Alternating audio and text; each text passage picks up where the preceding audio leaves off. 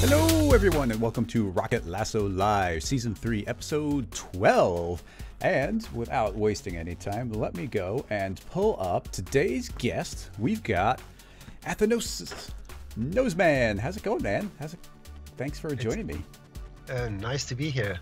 The name is Athanasios. Right, let's try again. Athanasios. I've always had trouble with the end of that one. You're always telling everybody. In fact, I even pulled up a video of you introducing yourself.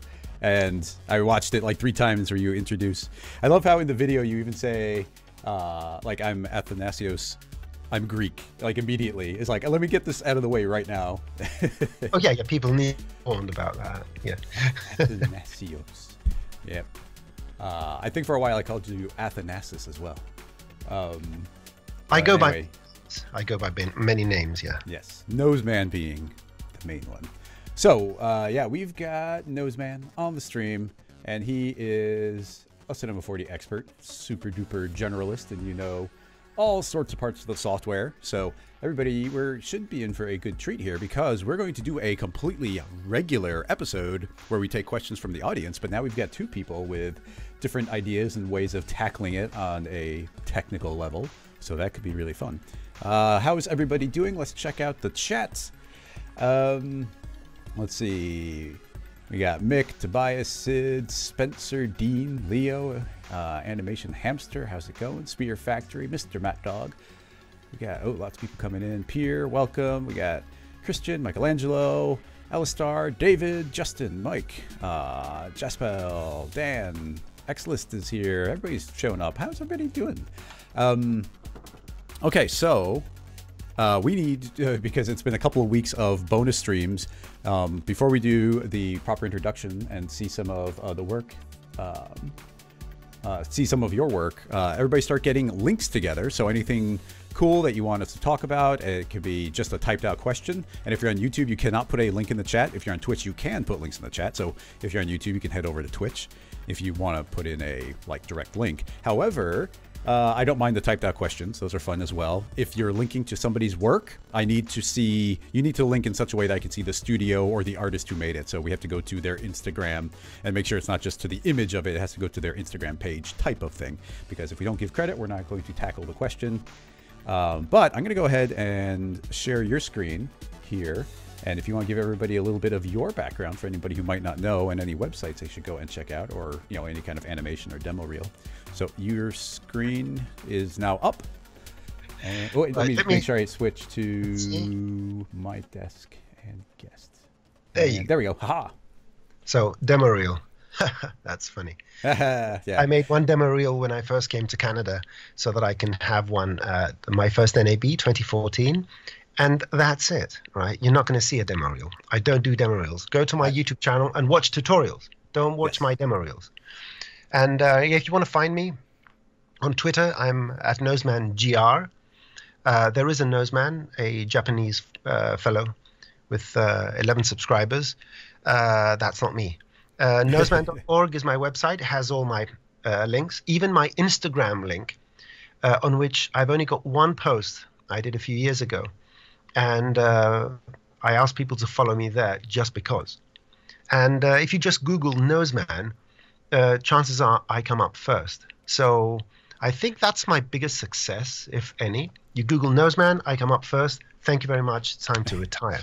And what I do, I just try to solve people's problems. And when people don't have problems, I argue to the point where they develop problems. And then I try to solve them. So yeah, my thing is I take great pleasure by solving puzzles.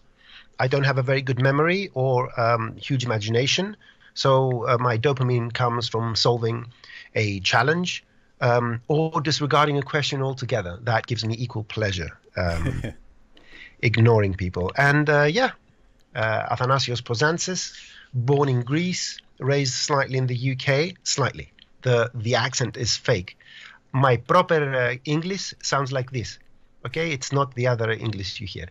So actually, that's a fact. When I'm speaking to non-native English speakers, I do use my Greeklish accent because it's easier to understand.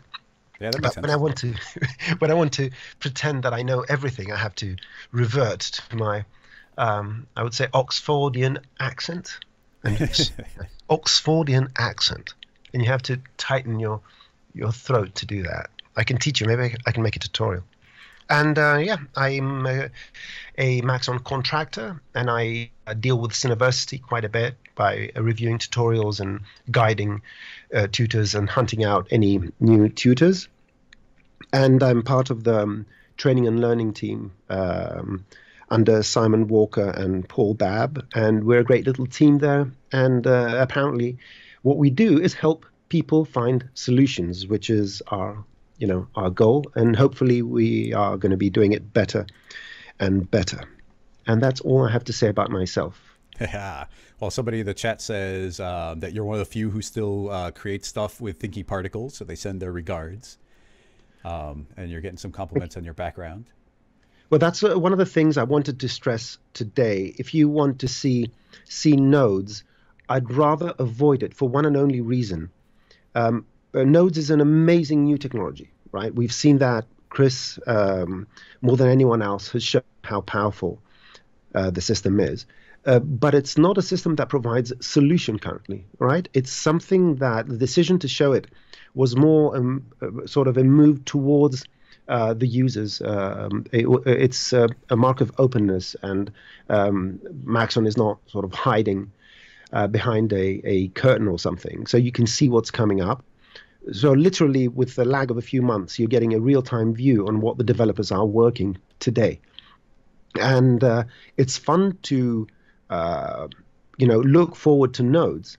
But what I've realized lately is that there's so many powerful tools in Cinema 4D which can do so many powerful things. And, we need to focus on those things, on how you can solve your problems today, instead of saying, oh, yeah, you have a problem, just hang on a few more months and we'll solve it using scene nodes. I don't like that. And that's why I've been plagiarizing a lot of Entagma tutorials. Oh, yeah, I noticed that. Yeah, because they're made in Houdini and Blender and all that.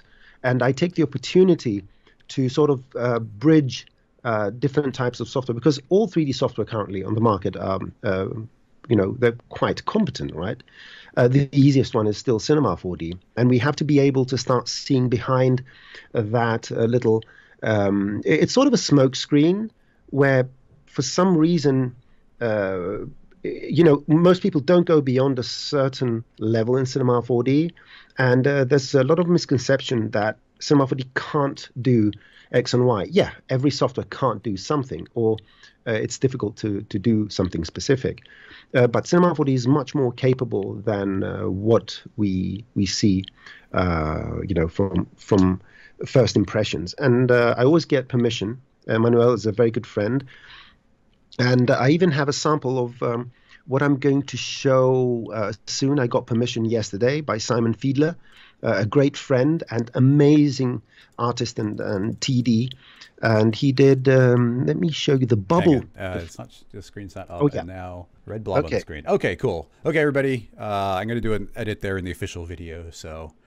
Why do that? Just leave it there and send it. That's just something special for everybody who's here live. They get to experience it.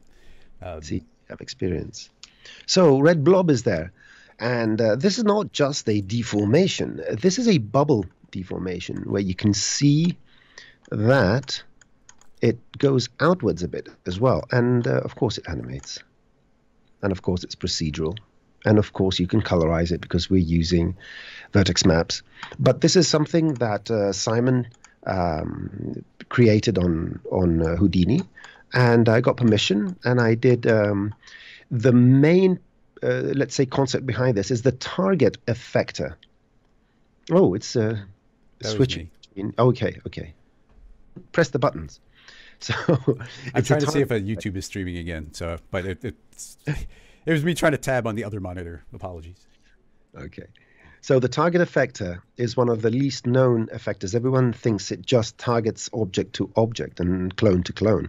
Actually, in deformer mode and using the repel, it actually pushes from whatever your source is, for example, the matrix object, and pushes outwards. So, yeah, and I've got some some smoothing here to avoid any collisions. If anyone watches my YouTube tutorials, I did the cell packing. That's a very interesting one because you use volumes to create avoidance by deforming spheres and stuff like that. Yeah, this is one of the things I'm working. Let me just show you guys, since it's better not to switch screens too much. No, that's fine. Yeah, we're good. Stuff I'm working on. So I'm doing a bit of redshift to figure out, this is Digital Emily for anyone that knows. It's a great project. Just Google Digital Emily and you will see they've got amazing textures. And it was quite an easy setup to do. I was looking into subsurface scattering and all that. So Digital Emily, go and download the projects. I'm preparing some tutorials where I'm trying to show various things like what is a vector. So I created this rig here that shows this vector and how the three, let's say, dimensions of a vector created and what it means. What is a normalized vector, which is this one here, the little blue one, and so forth. So that's coming at some point. Thinking particles, because there was a question about thinking particles. Now, the question I'm going to reply to, if I may, Chris, was which percentage of the functionality of X particles? And, well, I cannot reply exactly on the question. There is no percentage. The question is, what is that thing you can do in X particles and you can't do in thinking particles? The biggest drawback with thinking particles is that it cannot handle many millions of particles.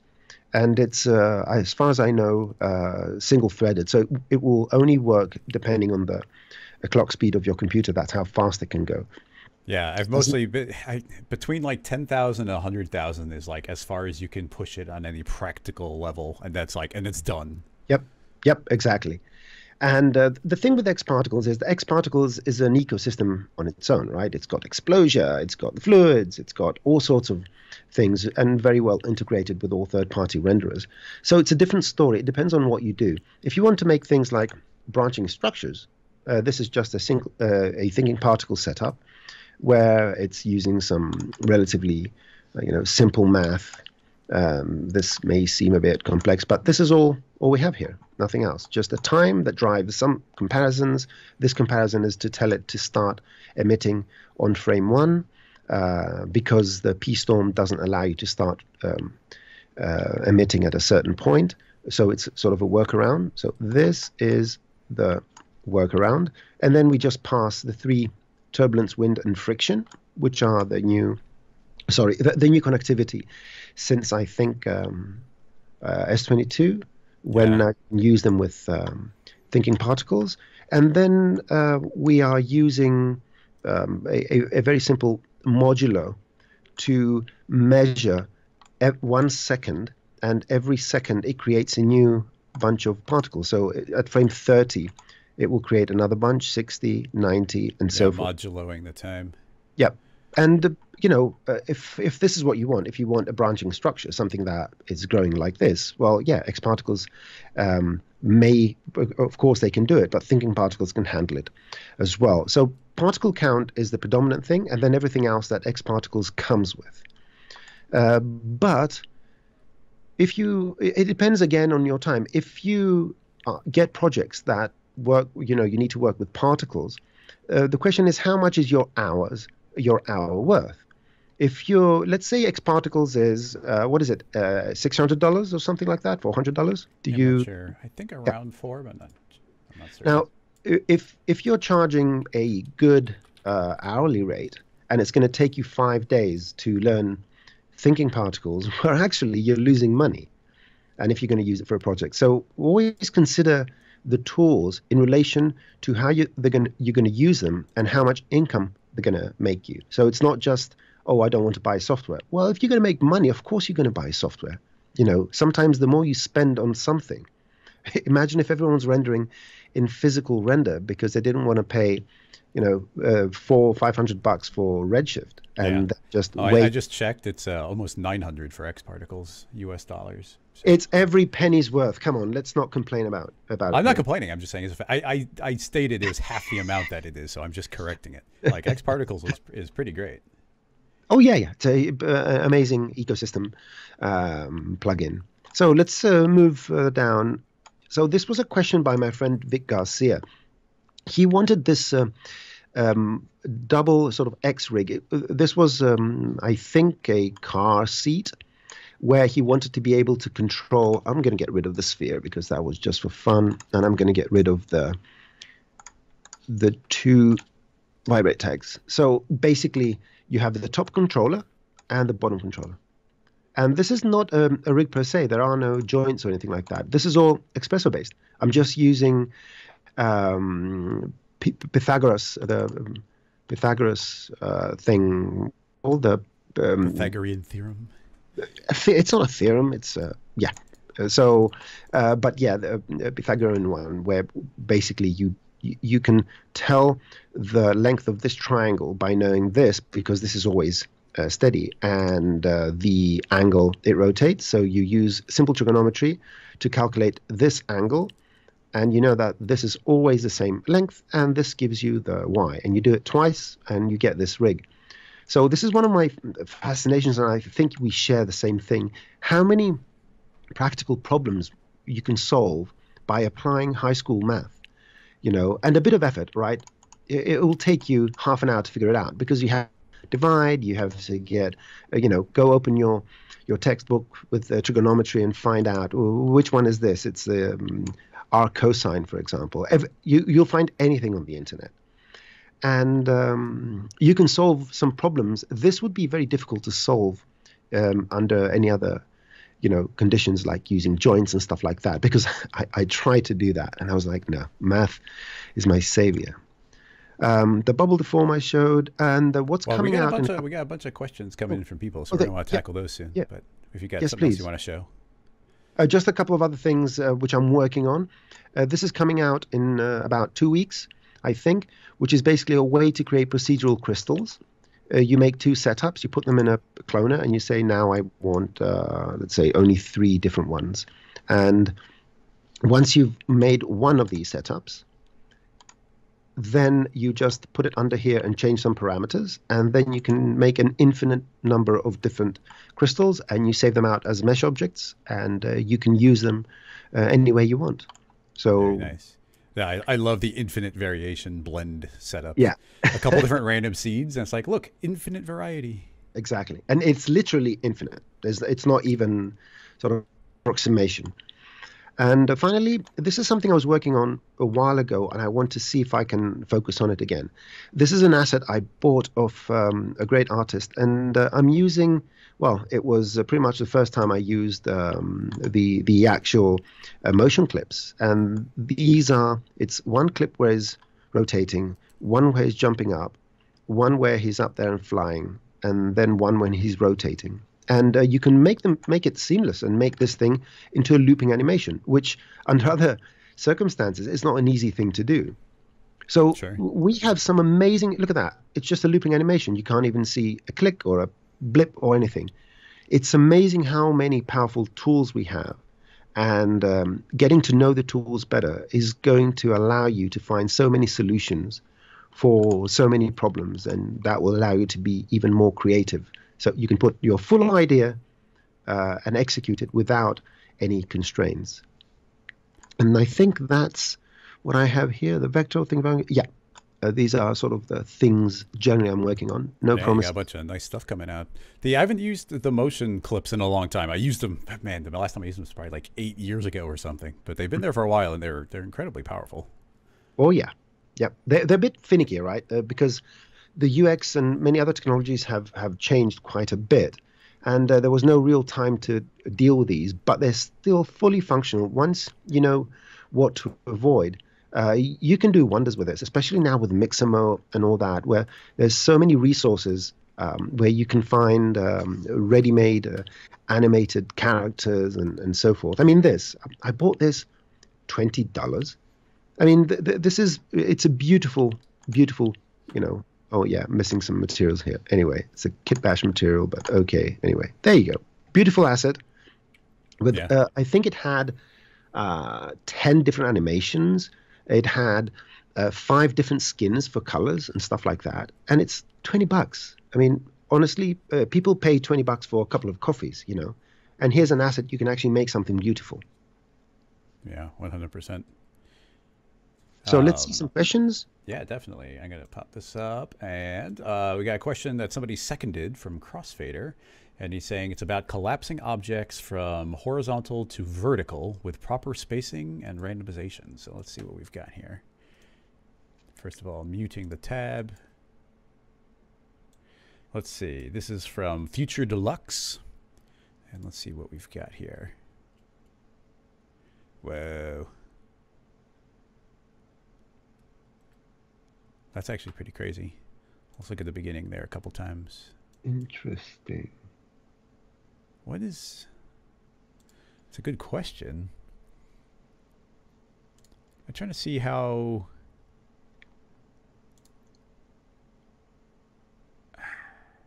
I think it's giving you the impression that it's folding, but it's not really folding. Like there's a little bit of effort in the beginning to get a couple of these bends. And then that's tricking your brain into thinking the entire thing is doing this really complex collapsing. But after a couple of these individual ones bend a bit, then you see everything just straightens themselves out. Yeah, and now it could be on a surface. Are we getting these intersecting as well? If you pause it, do they go? Because yeah, let's see. When it's playing, sometimes you can't tell that there are intersections. Yeah, there's definitely intersections. Yeah. You can see one there. So wherever it pinches in, whenever the curvature is concave, Yep. then they're intersecting. So there's nothing crazy there. But I mean, you can morph between two states. You can use the inheritance effector, or you can just animate it, and you can have one setup where it's doing the first little bend, where it's on its on the flat part, and then on the other part. But I think the biggest part of the animation here, it's just these cubes on a surface with a deformer, and it's just in two different states. Well, I think the interesting part is the very beginning, because you get this really interesting transition from this shape out. And that I'm still trying to break it down in my head, looking at like this section right here. All of those are going to turn 90 degrees. I can't scrub in Vimeo. They'll all turn 90 degrees and then be facing vertically. And that's a really cool transition. And it really does trick your brain into thinking like there's a lot of transformations going on.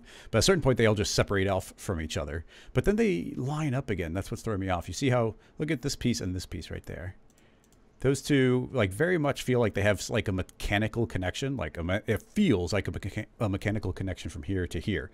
But when it plays through, they just at a certain point just separate off from each other. It's like, okay, well, they separate. But then eventually they're going to just morph and turn into these individual lines. And it's that transition that is really interesting to me, because it'd be easy to fake some of that.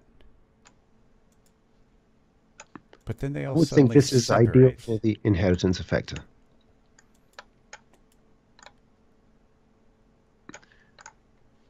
Yeah. We have two different setups, and you can do the second one using the matrix. So I see. Well, okay. I'll let you totally steer on this one. I'll pull your screen back up if you want to tackle the. But once again, to throw it out there, this is from Future Deluxe, and I like these tricky ones.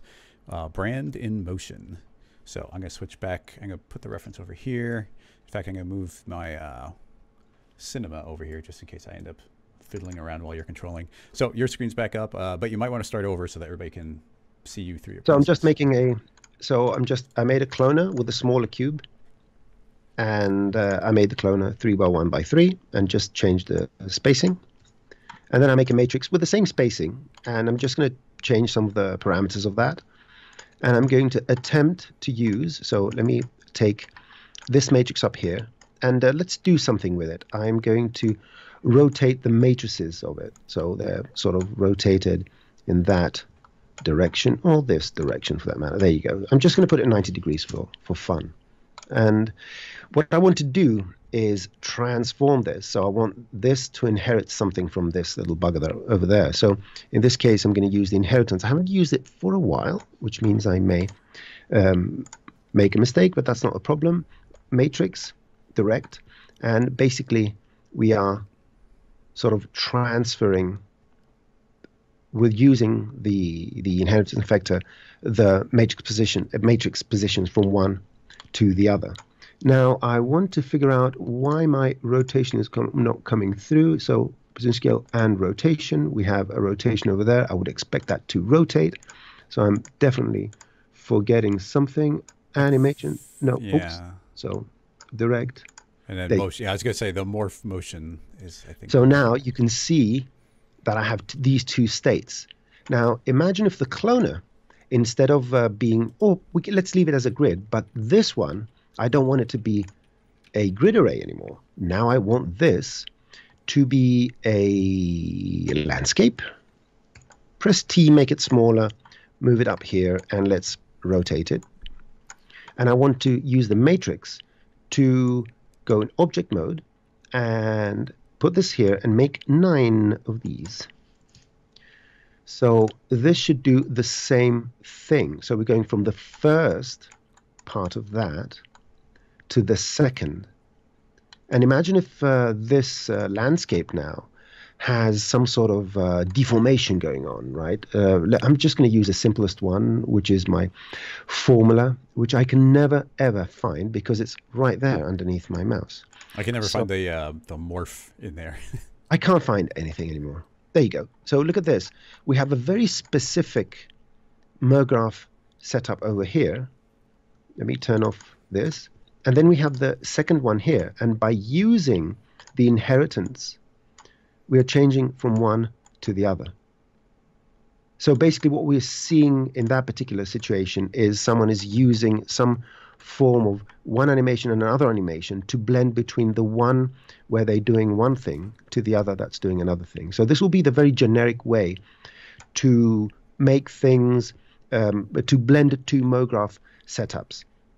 Mm-hmm. And you can have them aligned on one axis in one setup, on another axis in another setup, and that will make that transition without seeing that thing too much detail. This, from a sort of first view, would be the method I would use. Yeah, I'm still curious what their initial animation was, because if they have those sort of folding up against each other, I'd almost imagine you've got some very simple geometry, maybe rigged up with bend deformers, maybe rigged up with some joints to get some initial bending, and then cloning a matrix onto those individual polygons.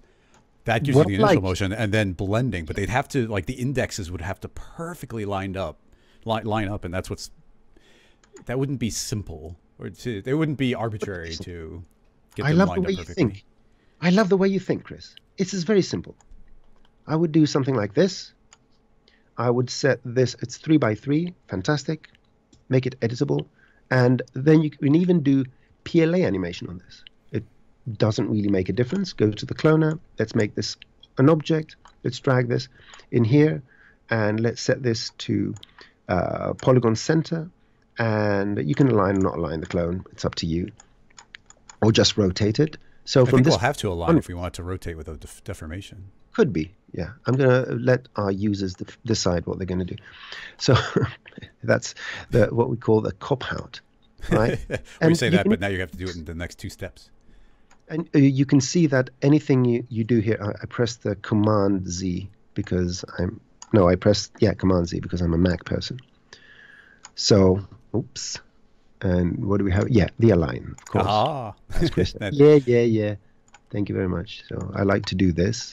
That's my go-to method. You can never. So there you go. You rig this up so it does that folding animation, and you can do it with joints, which I'm not going to do now. But you can see that you have full control over how these things are going to move around and do the folding. Hey, yeah, look at me. I made a setup. Whoop. Yeah, that's the idea. We don't have to go any more complex than that right now for the example. I do want to see if any other questions are going in. Lots of conversation is happening. Are there any new questions?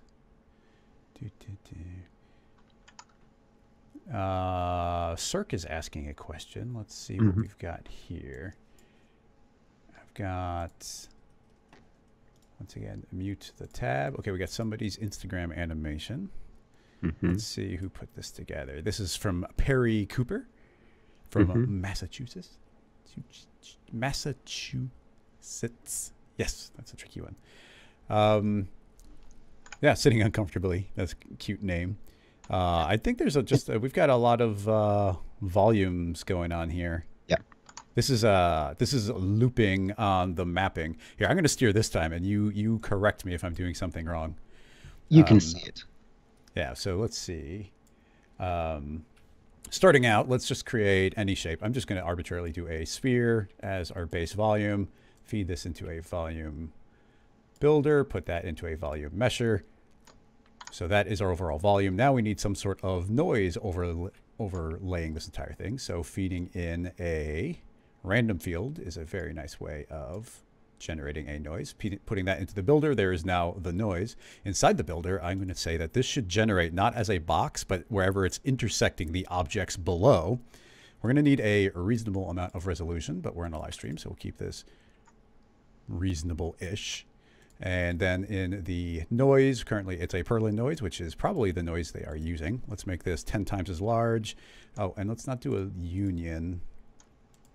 Or do we say where those two intersect? Well, that's just the shell, actually. How do we get... Well, if I say this is just the box, that gives us the big box. Let's just start out with that, because I want to see how we can loop this noise. So we've actually got this big pattern of noise feeding through the entire system, and that's in a random field. But I'd like to layer that more. The way I was actually going to reach to do this... Actually, would we need a group? That's what I'm thinking. If we take I've already done it. I'm just waiting for you to catch up. Haha. So yeah, we'll put it into the group, and it's now seeing the group doing the exact same thing. Although, oh yeah, the group needs to be actually fed it, and then it made it really tiny for some reason. Yeah, it's the 200 by 200. But it's shrank it for some reason to 40. It's a minor little glitch. Yeah, it's a little bug. So yeah, now that we're in here, we can loop this around via, in the group field, feeding in different modifications. So what's your go-to? Would it be a sine wave or a curve on that? I prefer, if I want to modularize something, I actually select it, go to the remapping and change my curve. That's my go-to way. Select the random field, go to remapping, go to contour, go down to the spline offset. So curve, reset the spline so it's linear. So click in the right click in the box, reset, and then use the spline offset and the spline range. Increase the spline range. So it actually modulates it. There you go. Ta-da. So now that's it. Done. Nice. I usually, actually, I don't know if the spline range comes through. I usually, because it's so fiddly to go into the remapping and then scroll down to the bottom into the curve, I usually make an external curve outside of it. Yep. And does that remap, does this carry through the same settings? I don't use it. Yeah, I guess we could do it here as a separate object above it. And could you do that directly with a curve? Because that's my usual go-to, but this doesn't have the same offsets. Yep. You could do that. You can use a formula to do a modulo. Yeah. As usual, there are about 60,000 ways, or 62.3 thousand ways to do that.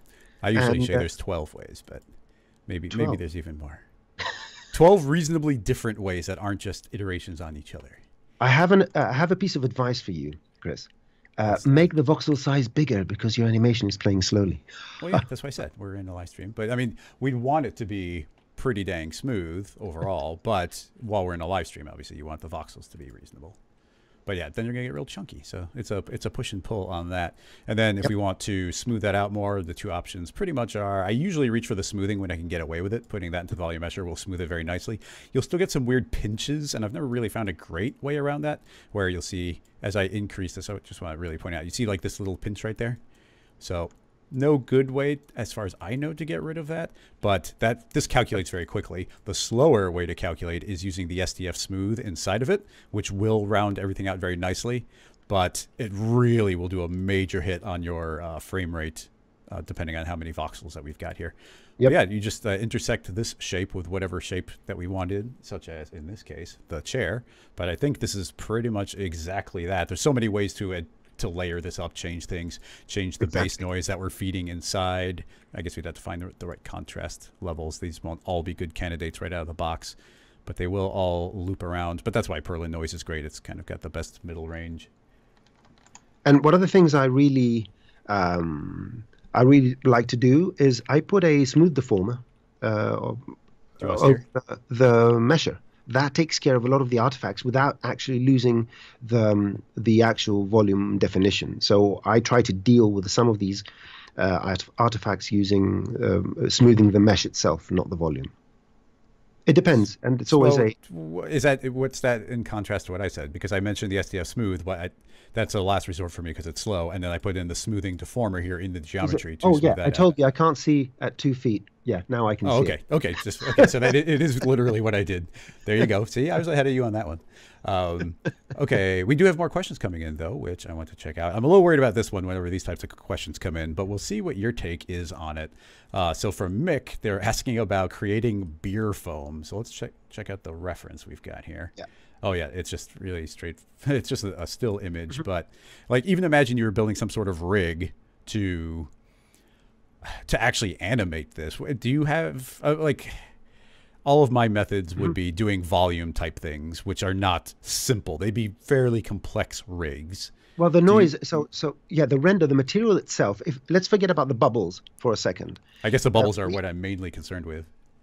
Oh, well, that's a totally different thing you need to tackle, because a bubble is not just a hole, right? It has a thin film on top of it.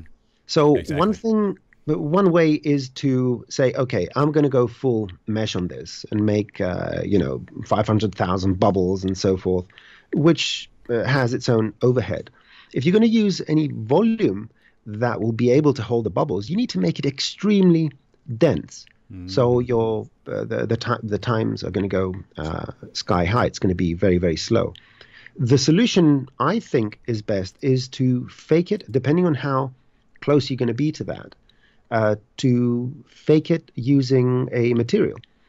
If you pull away, just real quick for some clarity, for everybody, like in reality, like all of this foam is actually like hundreds of thousands, if not millions of tiny little bubbles. We just happen to see some larger bubbles. So it's not like there's a couple bubbles in this. There are like millions and millions of bubbles if you're going to build it for real. So that's definitely where at least the majority of this you'd want to fake with a texture. Do you want to steer for a little bit if you have a specific idea?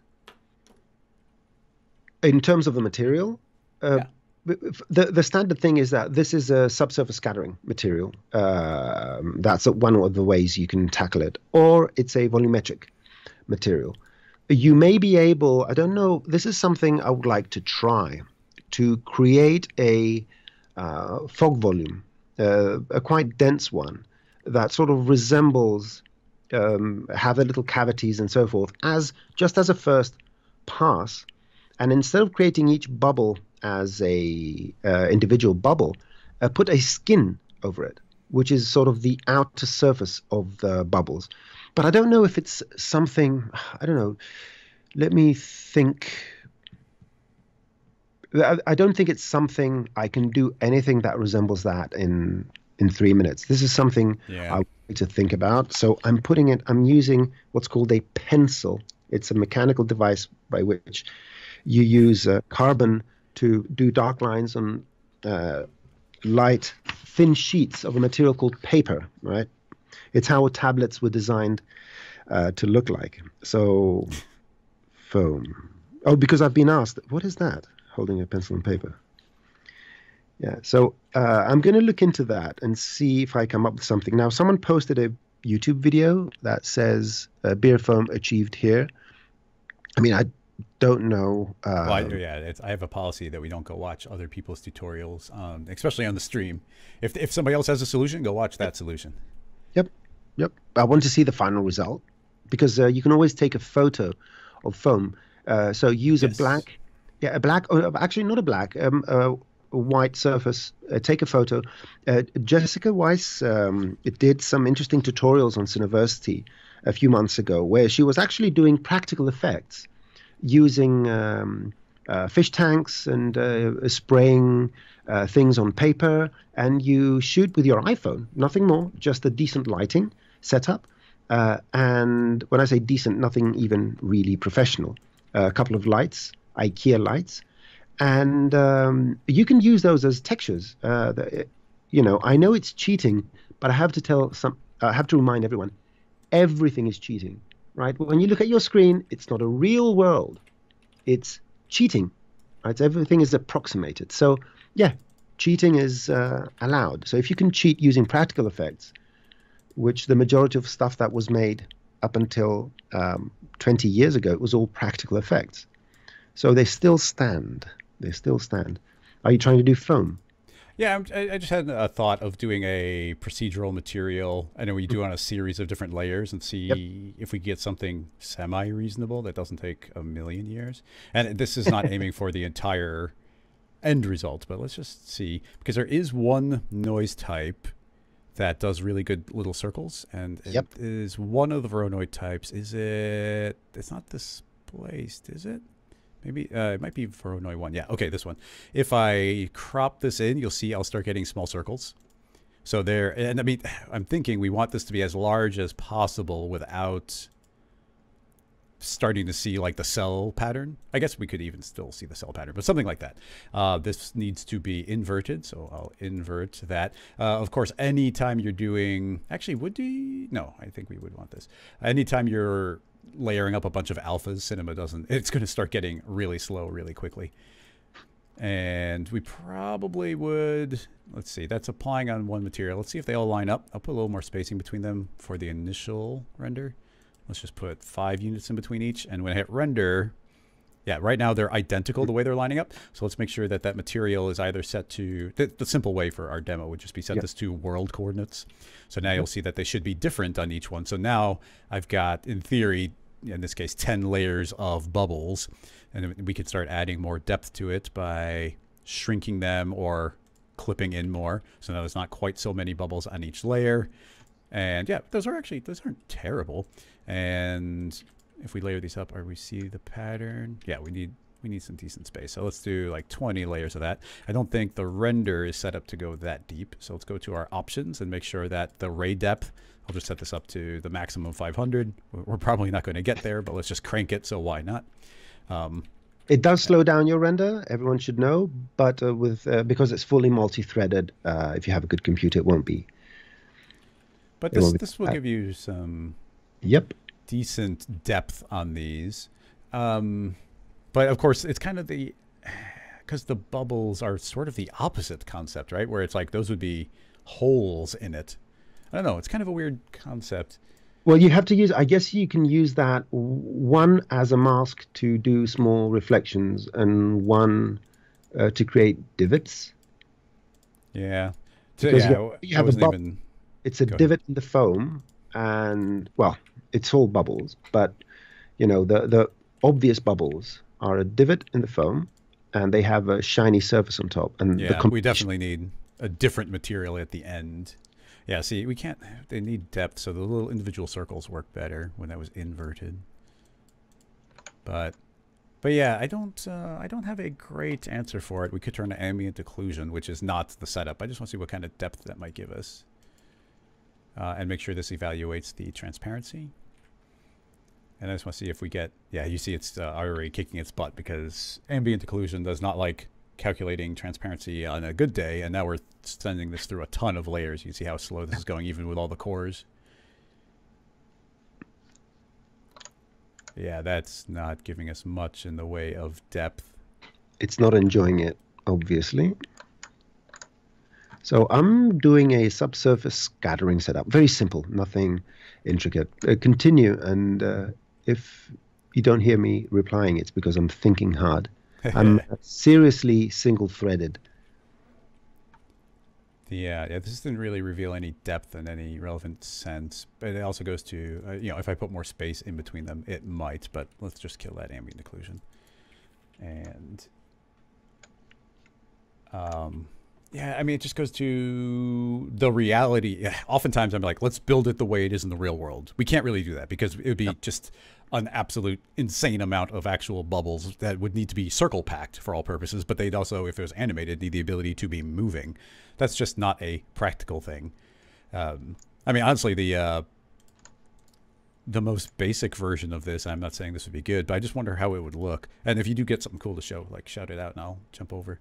But the I wonder well, if I've created a simple SSS without any reflection, and with a bit of imagination, it's starting to look like some sort of foamy thing. Yeah. So this is nothing more than a standard Redshift material. I'm going to drag it here. Right, I've got my buckets here, and what I'm going to do so that everyone enjoys this better, I've created a dome light, a simple dome light, and I changed the exposure. I've created 2 area lights with target tags targeting the cylinder for the very, very specific reason I'm too lazy to rotate things. It's very difficult to rotate things. I'm not joking. Whereas the target tag, you just drag here. It's so comfortable. So, and then you get rid of the reflection here. So go to your reflection. Reflection is here. It's not there. Just in case you're wondering, there we go. So no reflection. And last but not least, you go to multi-SSS and you set it to 1. And already now this is starting to look like a spongy, foamy thingamadoodly. Now, something like this, I know it's overexposed on one side. Maybe the dome light needs to go down a bit. No, the dome light. I like the dome light. One of the 2 lights. Anyhow, what you could do is start enhancing this with other various things. And Chris said something which is very, very important. Many times we try to recreate the real world by trying to imitate how it works. Now, there is a certain, let's say, level by which you have to follow that process. You need to understand how the real world works in order to replicate things. But you need to know at which point you need to stop doing that one-to-one replication, and you need to start faking it. Because it's always a balance, like do it in post. Yeah, why would you remember back in the day when we had standard and physical, where a lot of people will do their motion blur using motion vectors. And yes, it worked, and it saved you, half your lifetime waiting for the renders to finish. So in this particular case, I would go and start playing with this material, maybe adding some sort of noise, max on noise, and let's put that in the sort of reflection. So I'm going to go to my base properties and go close the sheen. The sheen, for some reason, it's calling me. Come here, come here. Yeah, no, the sheen is very prominent. Yeah, it's terrible. Before you go too far, along this concept, would it be feasible to clone a series of spheres onto the surface here for the big bubbles, do a bunch of randomizing of the scale, and then do a volume of it where you subtract those out from it? So then you could use the original geometry of the bubbles, the volume of the bubble subtracted from the surface, probably another volume that would just be a little pushed outside of that to do a final gloss layer on top of the entire thing. As just kind of that would be the hybrid method, where we're just building the prominent bubbles, we're letting the subsurface do the tiny bubbles, but that could still give you the little surface imperfections and the little glossiness and the curvature of the bubbles. Well, funny enough, that was the way I was trying to make. What is that white drink with the brown things in it? Sort of an Asian drink, very like boba tea type of thing. Yeah, something like that. I think that's the name. And I was trying to replicate that when I first saw Redshift. I think it was NAB, and when they announced the acquisition of Redshift, and that was the first thing that I thought of doing for some reason. I don't know why. And I used precisely the method you're talking about. It was a lot of volumes to create those little brown things, and use that as an instance somewhere else and all that. So yes, that be a solution. So now I'm just pushing this. Let's go 1,500 of these. I love multi-instances. Don't you love them, Chris? Yeah, they're pretty great. But then it's very important to remember them when you go to do something like color variation. You're like, why isn't it working? Oh yeah, I've got the multi-instance. Does work. No, other things. Well, it depends on this. Certain things in certain situations. It's just like, why isn't this working? Oh yeah, multi-instance doesn't allow that thing, but it does allow a surprising amount of things. And then this is actually an excellent situation for a push apart that'll actually scale them down so they don't intersect. Yep. Or because I don't want to put the push apart. Anything that has iterations irritates me. People need to know I'm very easily irritated. So I'm like one of those grumpy cats. So let me just do a random with a scale. If nothing else, just to not do what you said. Right? I apologize. But well, the random scale would be a good idea one way or the other, but the push apart would stop intersections if we cared about such things. That's the kind of person I am, Chris. You would know that. Come on. We've hung out quite a bit. He's got to be a contrarian. That's my good part, though. And of course, when you're doing reflections, stuff like that, always use an HDR. So, dome light, click on this, HDR asset. There we go. Assets, a couple I like. Anyone you would like? Anyone would like to propose? I don't know the built-in ones. Oh, these are the old ones, but they're here. I'm going to put this industrial space in here. All right, close this. See if that... It doesn't have contrast. It's always that. It doesn't have contrast.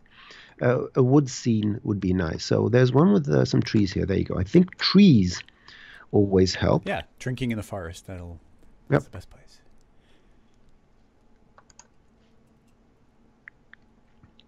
Come on, render. There you go. Yeah. There you go. So now because we have that light, and what have we spent here? Like 5 minutes? So it doesn't look like foam 100%, but we are getting closer to something that could resemble foam in some way. And yes, if we were a bit more adventurous, I would go Chris's route, where you would take the cylinder, put it under a volume, subtract these. You can't use multi-instances to do that, so you can do it some other way.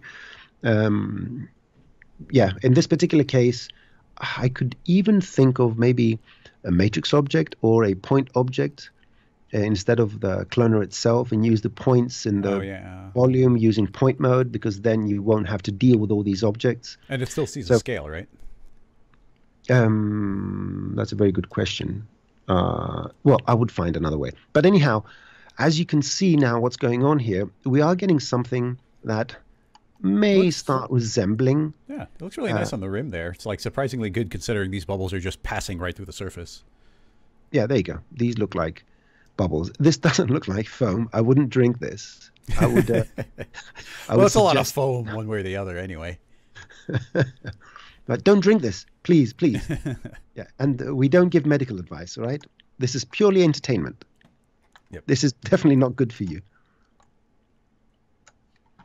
But anyhow, yeah, this would be between all the stuff you said and this, and depending on how close you're going to go.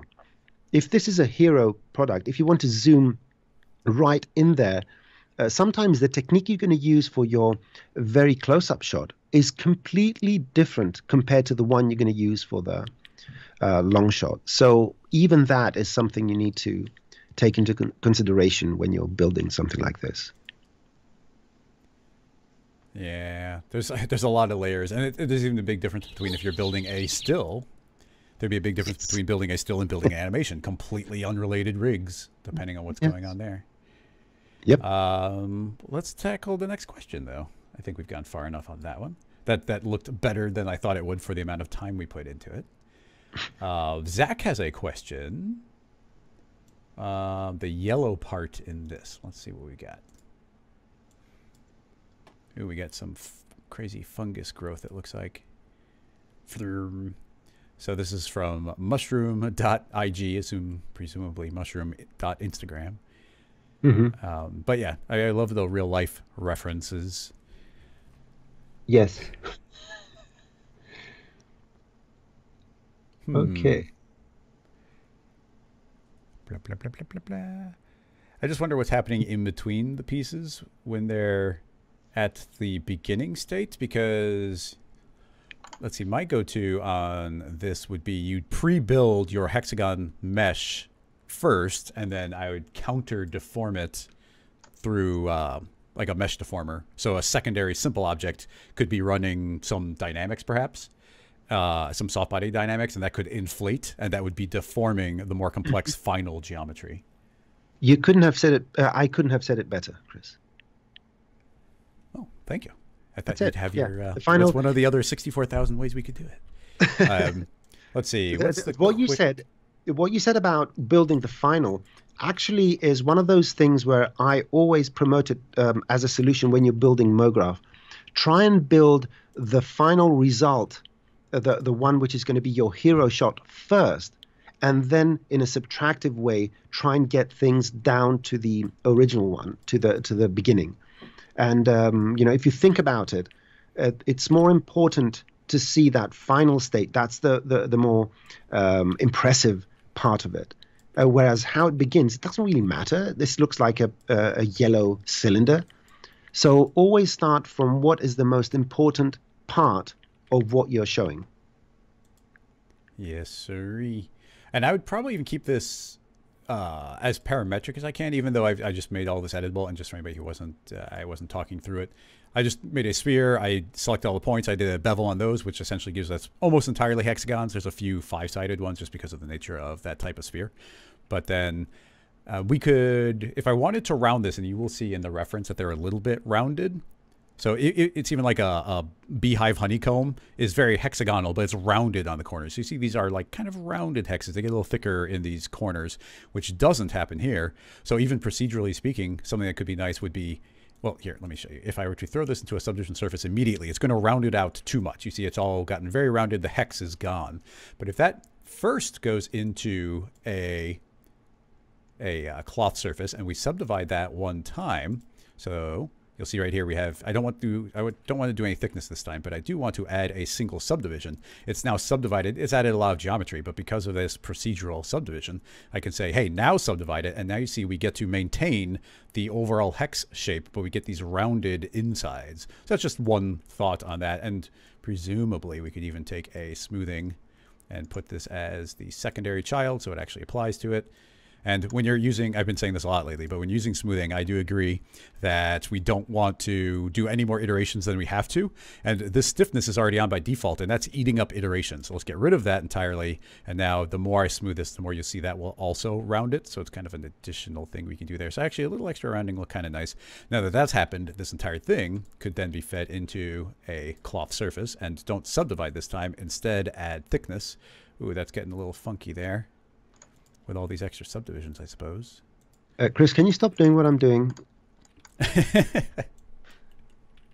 Yeah, but that thickness didn't work quite as well as I thought now that I rounded that out so much. Let me make sure it's not the smoothing. Oh, it was the smoothing. It didn't like the smoothing so much there. But you know what? We could put in a cloth surface and then do smoothing after the fact. I do have a little. Yeah, there we go. I do have a little difference here. So when you're done, I'm using the Voronoi actually to create my. Oh, nice. Yeah, I love doing that. That's great as well. And yeah, even here, I would have liked to have added a little more thickness initially, but you can see the overall shape.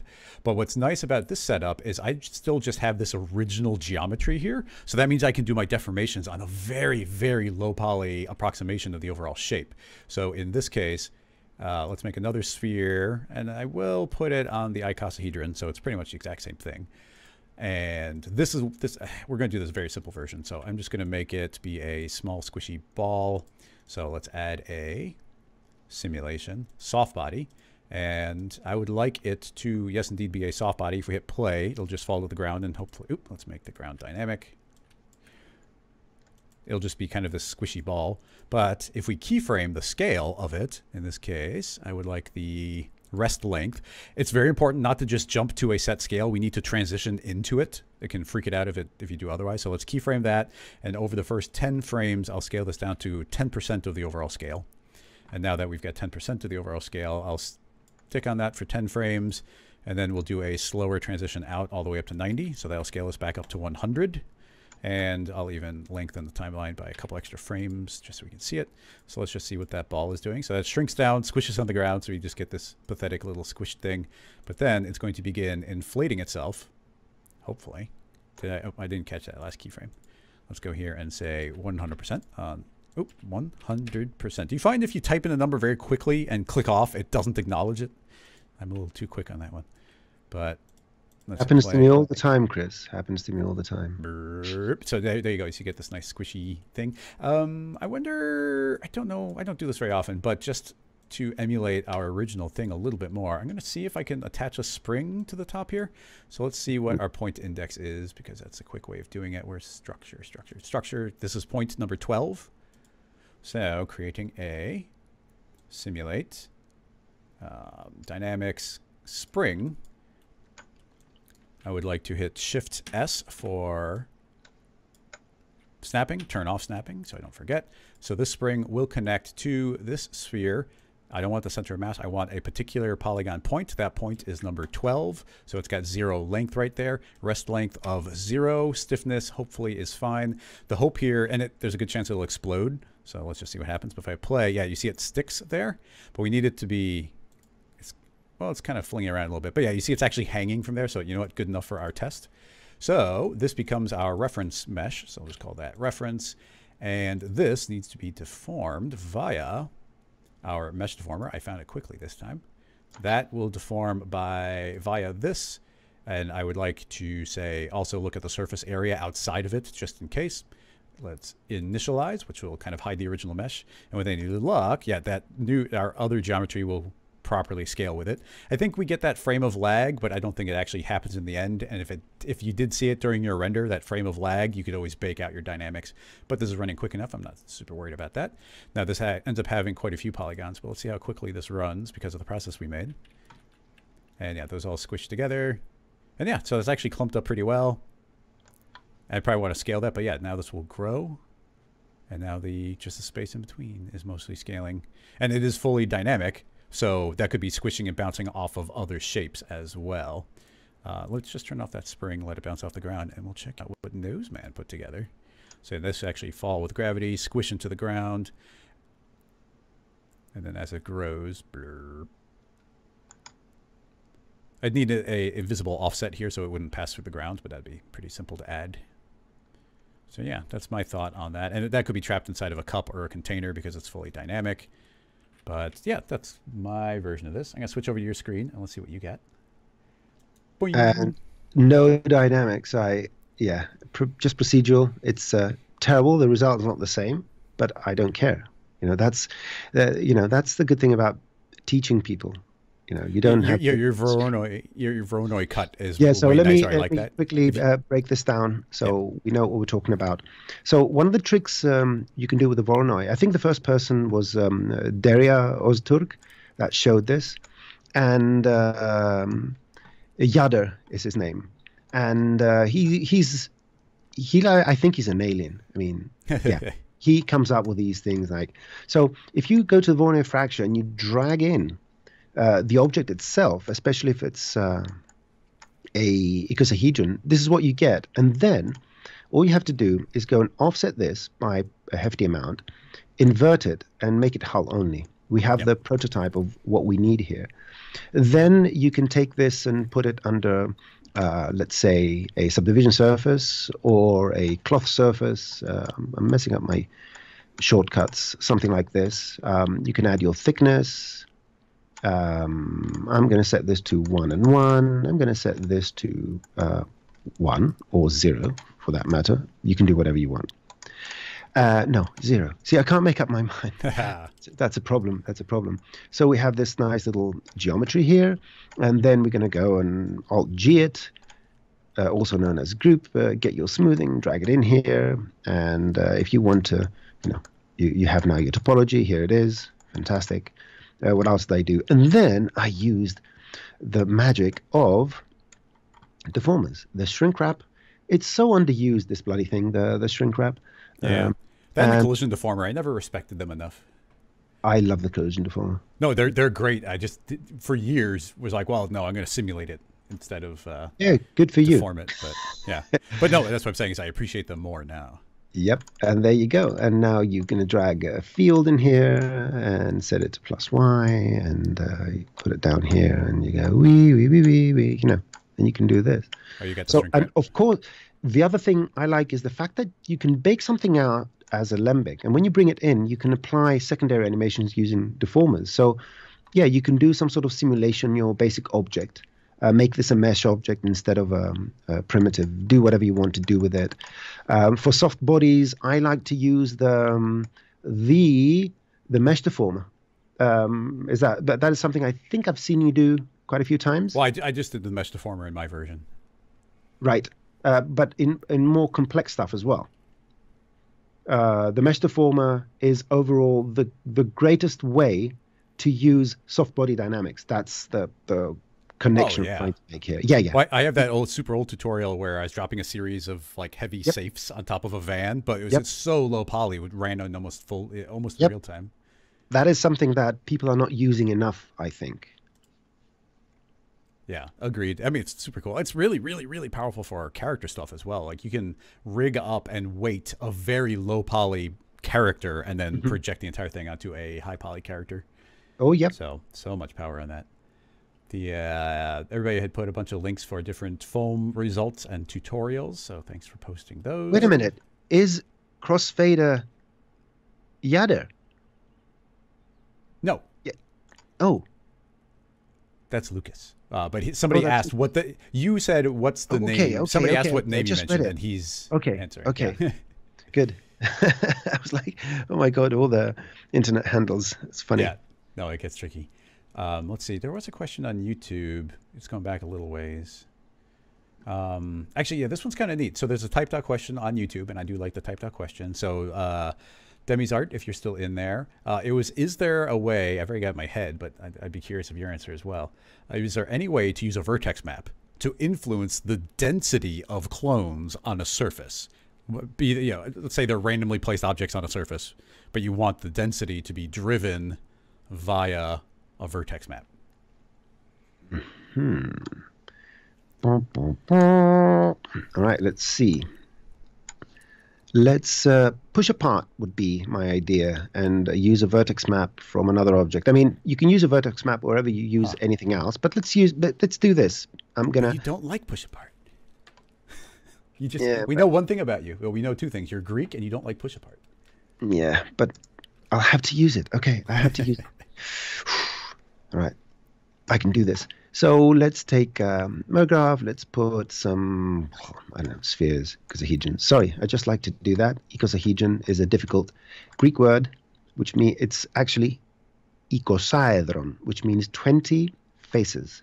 And all the Greeks now have goosebumps. Like, no, it's Greek. Of course I speak Greek. My Greek is better than my English. So, and my English is not that shabby. That's a way cooler word than icosahedron, too. Yeah, well, you didn't say it properly, but I'm not going to... Well, what's the proper way? I say that one all the time. Icosahedron. Icosahedron? Or Yep. Icosahedron. So, icosahedron. Got it? So, let's assume we have these. And what I'm going to do, just for the fun of it, I'm going to put them on the polygon centers. So now we have a very uniform distribution here. And, I made this all right, let me just change it out for another one. I'm going to fix it in a second. So let's go and make the circle, the sphere bigger. And a few more. Just get them to slightly touch. Now, one of the good things about the icosahedron is because it's like triangles, you can actually create spheres that just barely touch each other. And one of the tricks you can do is create a second one where it actually puts them not on the polygon center, but on the vertices. And there you go. So now it's full. I'm sure there's another way, easier. Just make your triangles smaller. But anyhow, so let's change the density now. So I'm going to select them both. Another thing you can do and use the same effector. Let's try the push apart, and I'm going to do the hide method. My spheres are 5, so this should be a maximum of 5. So otherwise they're going to disappear. I'm going to make it 4. I think 5 is going to make them go. Good. And let's go and put a fall off, which is going to be a vertex map from this sphere. I don't even know if this is going to work, but I don't care. I'm like Ricky Gervais. I don't care. Oh, you've seen it. Yeah. No, Okay. Ricky Gervais See, is great. there you go. So now the push apart effector is only affecting the areas. And let's go and put some fields here. Because you know why? Because why not? Yeah. So let's go and put a noise. And there you go. So now we have a noise which is controlling the density of these buggers. And you can remap this thing in different ways. Outer. I just prefer the curve. And you can do this, and you can do that, and you can start increasing your push apart. So there you go. It's hiding, and now let's go and deal with this little bugger here. What did I do? Where's my field list? It's here. Fall off. Right click. Reset to make it linear. And you know what I'm going to do? I'm actually going to go to the random field and add some animation. See what this does. See if it's going to work or it's going to break. There you go. Bloop, bloop, bloop, bloop. Yeah, that's cool. I didn't use the hide option very often in that. It's terrible. Cool. Yeah. Push apart to, let's go. The scale apart. That's your favorite one, isn't it? Depending on the situation. Well, I mean, I think the push apart is great for anything that's not animated. If it's animated, it's terrible because it introduces jitter. Because every time you change the input, the iterations are going to do a different interpretation, and it's not blending between like previous frame and next frame. So, yep. So of course we can do this using a random, but if you want to use vertex maps for whatever reason, that's how you would do it. You would just use the vertex map as the input to whatever you're trying to do to create your collision avoidance and so forth. I don't know. Did this answer the question? Yeah, I think that's a really clever method. It's a really clean. Mine was going to involve a plane scaling down to 0 and then like overlapping a different noise type, but this is I think this is like 2 steps less than mine would have been, so very nice. But yours has 2 steps more, so you can sell it more expensively, right? That's how. Yeah. More questions. Come on. Yeah. Is that the best? Is that the best you have? Yeah. Vertex maps can. Oh, well, hey, Joel didn't know that vertex maps could be dragged in as a field. Yes, that's one of the most powerful things in cinema these days. I love how there was like, when they introduced fields into vertex maps went from this thing in cinema that's kind of clunky and yet only have to use reluctantly to being one of the most powerful things in cinema, this universal language to transfer something to something else. Okay, so I have a question for everyone. All right, here's my question. When you create an effector, and in the fall-off, you drag a matrix object or any mograph object, and the mode is mograph object. What does this data represent? Jeez, I have no idea. Come on. I'll give you all 5 seconds plus the lag. That's 15. So what data comes from the matrix in the field list? No. Which data from the matrix? Which data from the exactly? I go by Zach. It's the weighting, the weight. Nothing else comes in, just the weights. So if you take this and you add, let's say, so first of all, why did this happen? All right, that's better. So let me show you exactly how this works. You got a matrix. And let's go and create a matrix with weights. So let's turn on the weights. So go here, turn on the weights. They're all zeros. And I'm going to go and add let's get a random effector. And this random effector, I don't want it to affect any of the parameters, but I want it to affect the weights. So now we have weight randomization. Now, for whatever reason, if you create another plane effector and you drag the matrix in here, you're bringing in basically as the zeros and ones, it's the values of the weights. This used to be the system in old the fall-offs where you would do a weight. What was it called? Do you remember that, Chris? It's been a long time ago. What fall-offs? A weight fall-off, yeah. So the way to do weight fall-offs now is by dragging a mograph object in mograph object mode inside the field list. So as long as you're playing with the weight, nothing else comes in. No positions, nothing. Just the weights for each and every one of the clones. Interesting. Well, it's good to know. Because I've repeatedly tried to drag it in as like positional information. It's like, oh, nope, that doesn't work. Nope. So what do we have here? Well, how do you use a mograph color shader with SDS applied to the cloner? I can't see the connection. If you have cloner object and you have an SDS, is this some sort of oddity where it's not going to work? Mograph color. So mograph color shader, and I'm going to use the color. Let's go to this. Yeah, maybe. I'm very curious. Random parameter, not this. Effector color and render. Ooh. Yeah. Yes. Well, okay. Well, the solution is to put the cube into the subdivision and then put the subdivision into the cloner, but the subdivision surface does not see color information. That's interesting. Yeah, may have seen it in the past, but I forgot, which makes it a new thing. Yes, interesting. There's something about the generator that does that. Now the question is, does it do the same thing with other generators? So what generator can we use with two objects? Let's say the symmetry. Let's see if the cloth nerves. Oh, look, the generators don't support it. And I think the reason is, just in case people didn't know, where does mograph store the mograph color? I know you know that one, but yeah. It's actually the display color.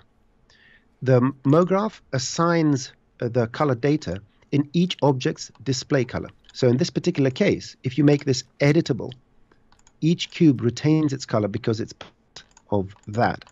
So once you put this under a subdivision surface, this is the one that overrides the color.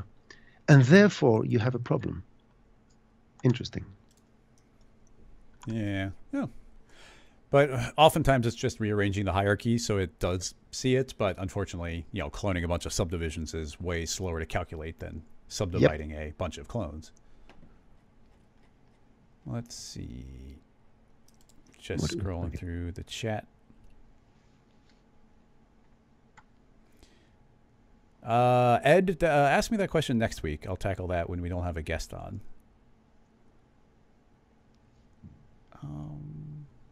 Actually, here's a question. You do Redshift stuff. Somebody's asking about the idea of a proximal shader in Redshift. Like, is there anything like the proximal in Redshift? I haven't explored this thoroughly, but you know, I'm so dependent on the proximal for so many different things. I'd be curious if there's an equivalent. No, as far as I know, unless you do some fancy math. I was going to say, like, is the answer here fancy math, and is that even possible? That was my assumption. I just haven't executed on it. One of the things I'm getting on now, I'm trying to learn, is OSL. And I've seen some examples that Adrian did. Anyone that's on the forums, of Redshift forums, Adrian is sort of, he's a mythical figure of Redshift. He works for Maxon. He knows everything. He knows more than, you know, that's built in Redshift. That's how much he knows. So he doesn't know everything. He knows more than everything. And he was showing us some examples of OSL and all that. And it's amazing what you can do. What I would suggest, I forget those links. All right, if you Google, it's SDF selfie girl. There's this guy, I remember, I forget his name all the time, where he uses Shader Toy and OSL and stuff like that to create from scratch using only math, amazing visuals. Oh, I know what you're talking about. Yeah, I've seen this before. In theory, OSL will be able to do that kind of stuff. Now, for anyone that likes to code, it's a lot of fun.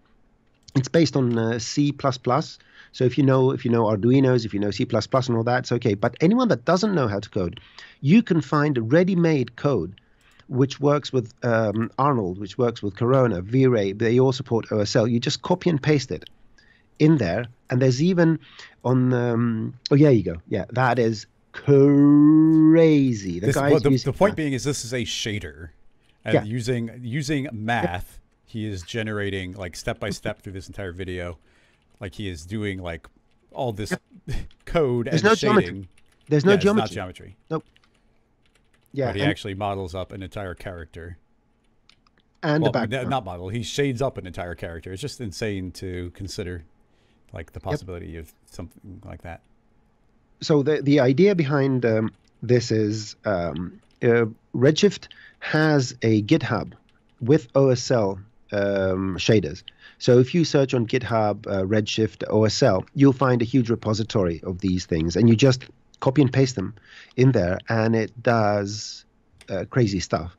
And I think that I don't know. I find it really, really interesting that you can sit down and start writing your little math and getting all sorts of weird shaders. So under that, the reply for the proximal shader is that I think that if someone with slight knowledge of OSL sits down, they can make a shader, and it's crazy fast because it compiles into native Redshift shaders. So it takes a couple of seconds to maybe even less to compile it, and then it runs at full 100% Redshift GPU speed.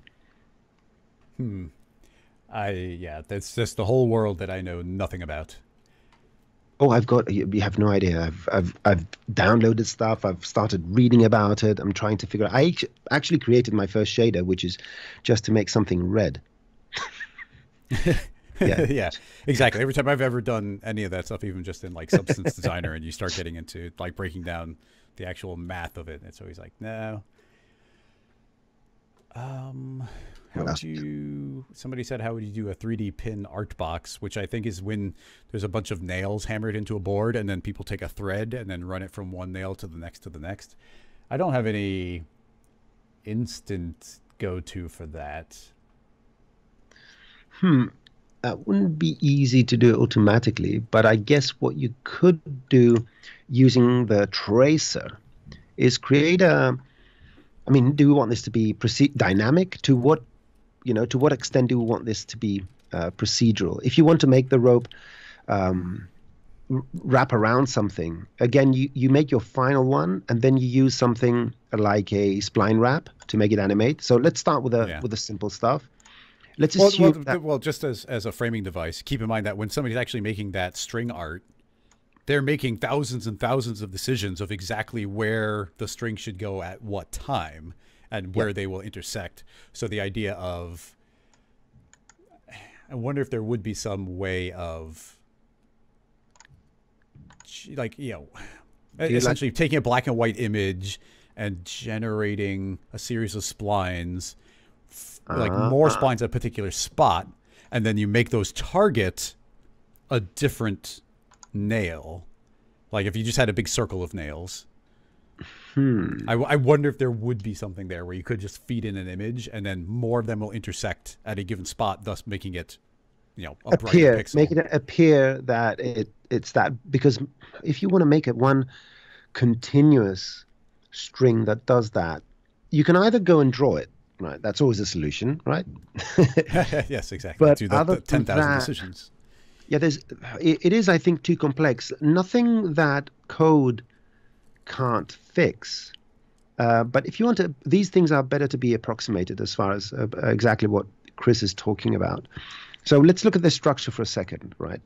We have the straight lines, which you can get a straight line and use mograph on an object, or using fields with a shader effector to place them in position. And wherever you have sort of a bend, you can go and have a separate element, which is this little round thing, something like that. But you will need to develop some sort of algorithmic approach. I'm not sure. I don't know. I don't think it's possible to do with just a procedural setup using the tools. Yeah. You will need something. Could be a bit of code, could be 3 lines of code, could be something else. Because I didn't know what you exactly were talking about, but you're talking about those whole artworks which are made by string and nails and all that. Ooh. Yeah. That'd be something cool. Maybe hit me up with that question again some other time, because that's one that will take a giant chunk of time, and we don't even have that much time left today. But it's a good question. I would be interested to think about it again in the future. Oh, there is a question. How do you install those OSL shaders? Oh, you don't install anything. All right. Let me go and find an OSL shader. I think, give me one little second. I'm going to go. That was my son. Package. So I'm on my other screen, and I think I have my OSL. Oh, I didn't think of opening OSL, but I'm going to do that. OSL, just searching my Dropbox. Chris, you can show something. Oh, I found the tests. Oh, okay. So the fake room, I have something here. Let me try this, just so you can see what can be done with OSL. It didn't work 100%, but that's not a... So let's turn this on. And let's go here. And basically OSL is just a node. And in the node, you go to the OSL, and this is the code. So basically, I'm going to show you what this does. And I'm going to teach you my understanding of OSL. This is not it. Let me compile. Look, it's a white cube. Watch this. Watch this. I'm going to do some serious programming now. I'm going to make this compile. Why didn't it compile? I don't know. Compile. Oh, it's not compiling, but anyway. I do not know why it's not compiling. Oh, yeah, it's the in color. This is the default. So color, in color, default, and so forth. So it allows you, the implementation allows you, when you add a parameter, color, it immediately adds it here. Maybe I can add a second one or something like that, but I wouldn't know how to do that. But the OSL code, the implementation, creates this. This is very, it's still, I would say, in its infancy, but you can do some interesting stuff. I want to go back to... Can you just make the out color? Can you just copy the color vector and then make that out color equal color vector? And then that would do it? So you just bypass all the code? Yeah, something like that. I don't really remember how this is done. I've only seen this for 3 seconds, but basically this is just the main function, and it's just spread out. There you go. And these are the variables. This is necessary. This is where the shader is executed, and you have your color in color, which is whatever the default is, output color, whatever that is. I think if I change this, right, I'm going to do one more thing. I'm going to go and set default. There you go. So immediately when you change these numbers, the default is going to change. That's what it does. So 0, compile. You only compile it once. Reset default, blue. And yeah, it's very simple. Did I crash? No, I didn't. well, with code this complex, you're bound to crash. Well, this is a lot of code. But anyhow, it's a language where you can do amazing stuff. Let me see if there's anything particular here. There you go. Look at this code. This is code I sort of stole, but it's Corona, so it doesn't do exactly what I expect. But let me show you the power. I don't know if anyone has seen this. It's not absolutely correct. Look at this. This is a flat polygon, right? What you see here is a shader. This is not 3D. This is just a plane. Well, it's kind of like that girl that we were just looking at. Exactly. So this is it. It's the math. Exactly. And it's loading a texture which looks like this. It's got this, every wall, the ceiling, the floor, the back, the chairs with an alpha channel. It's just a specific configuration. You can find this. This is a free, free, let's say, image that works with this OSL shader. And look at that. Yeah, it's pretty cool. Rick was showing the node-based version of this a week ago or 2 weeks ago. Mm-hmm. So OSL, just open your code. Cool. That's just integrated like that. I wasn't aware. Yep, here's the code. And you can learn. And if you don't want to learn, you can go and download ready-made stuff and do whatever you want. Look at this. You just put the cube behind it like that and move it around. And it's magic. Da, da, da. Let's see what we've got. Here's maybe a simple question, or maybe complex. Kappa is asking, is there a way to always find the highest point on a mesh? Is there a way that's not code-based to get the highest point on the mesh? I guess it goes to what's the goal, because you could do it. You could do different shaders that would be determined by the vector. Yeah. What's the application? That's the right. Yeah. Capo, what's the goal with it? Because our answer will change depending on that. Because my answer is look at your screen and you will see it. Right. Don't forget there are some ways to find it. And then with code, obviously, you could do math for like which point is the most y. Yep. But obviously, we typically avoid doing code if we don't have to. Yeah. Let's see. Has one with the same as the bounding box height. Yeah, but you don't know which point it is. True. Yeah. Well, you could possibly do it through Expresso. Like the goal being to attach a constraint to a particular location. Like, I guess it'd be like using Expresso to be like, hey, attach this constraint, move the constraint to exactly the highest point would be the idea. Okay, here's the question. Here's a question. Make this editable. Rotate the axes. Which is the highest point now? So that's why this is not a very simple. You want the global highest point. You want the local. Presumably global highest point. Okay, global then, yeah. So it depends if you want to find the highest point. So what happens if you have more than one? So now the global highest point is all the points around the circumference. There's not one single point that's high. Yep. So there's so many permutations. What I would advise is, as Chris asked, if you ask a question and it's not like very straightforward, a use case. Why are we trying to do this? Because otherwise, I think there's the XY problem, where someone could ask, how do you find the highest point? Because it's part of that individual's solution to another problem. But the real question is, how do I solve the initial problem?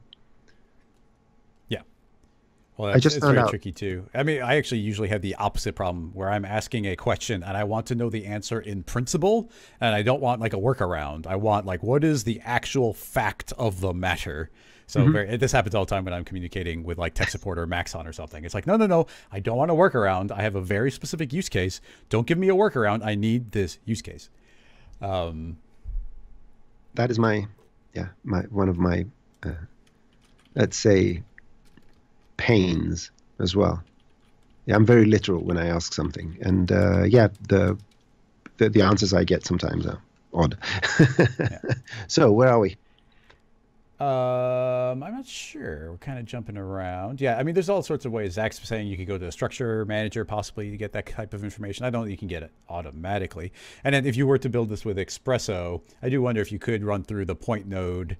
Is there a way without Python to be running it through? And if you did get the bounding box, you would have a highest value. And you could say, if any point is equal to this amount, and it would probably iterate through all of them. And then even though a bunch of, like in your current setup, it would be a bunch of them would be hitting true. The last one that's true would be the final one that's output. We don't have a max, do we? No, there's no max, but we could, like I said, if we just did a condition, if we were iterating out a series of points, we could do a compare. And if it's comparing an equal to the highest point of a bounding box, then that would give you the highest point, I think would be the Expresso way of doing it. But it's not trivial stuff because it would be iteration. Yes, we have a max and a min and all that, and C nodes. So now it's a bit hazy in my mind. Your brain's in the newer stuff. Yeah. Oh yeah. No, I always thought there was a max, but again. So what else do we have here?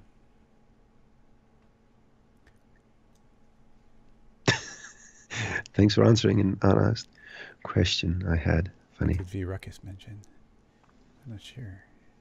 Somebody else said something. But anyway, there's a couple of people. I don't know. We can tackle this highest point thing. It'd be a decent amount of work for a fairly simplistic output. So maybe some other time. But a couple of people are mentioning that they like crossfaders questions. So I will pop this up on the screen. So what do we got here? Hang on. Just drag the window, Chris. I'm trying. It's not letting me. With the Discord full screen, it seemed to be interfering with it somehow. What do we got? We got Polk, I guess. Polk Projects 2019. So this is probably their demo reel, which is probably going to be a bunch of crazy cool things. But specifically, he's asking about what's at 6 seconds in, which would be this. Blah, blah, blah. Oh, probably that liquidy, blobby thing. Yep. That's my guess. Do you see this water stream blobbing out? Wow, there's some cool stuff. Really fast-paced. Blah, blah, blah, blah. What was it there? Yep, there you go. Yeah, right there. I mean, that just feels like some sort of animated Voronoi fracture. Yeah. So like Voronoi fracture is creeping its way up the shape, creating additional fractures, and then that entire thing would be in a subdivision surface and rounding itself out.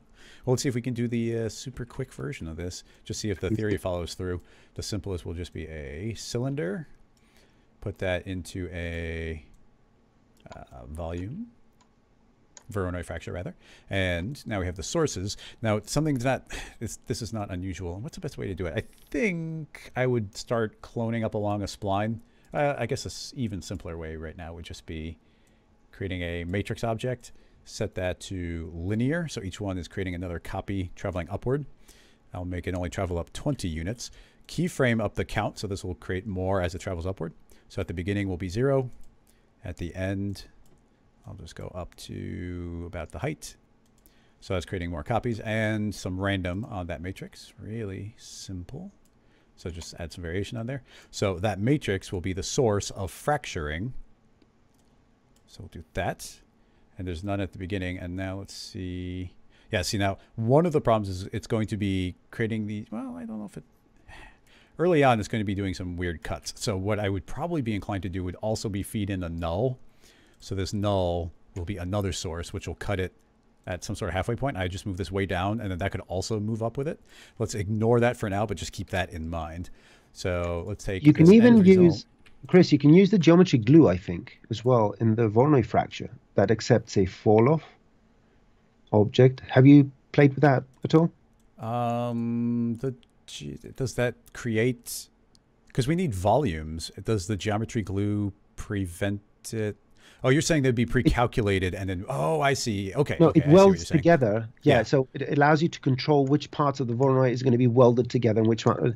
Now, hopefully this is going to work because I'm going to put it under a subdivision. Oh, okay, it's not that bad. I mean, you can tell from the tone that, yeah, you know, maybe it's going to work. Yeah, it does something. Yeah, so instead of me animating it up, we could just do it with a fall off, which is yeah, no idea that's actually working pretty well. And then that entire thing would have to get subdivided. Now, if we just throw that into a regular subdivision, I guess that will work all right. I think we want some more rounding, so it'd be good to subdivide it once. So my go-to is still the cloth surface rather, and subdivide by 1. That will round it a bit, and maybe some smoothing will go a long way here. A lot of smoothing today. Let's see. Oh yeah, that's the first object. Never make it the first object. Never. Yeah, that'll round out a bit. So yeah, well, that's the basic idea. So this could be any shape, but this being the simple setup.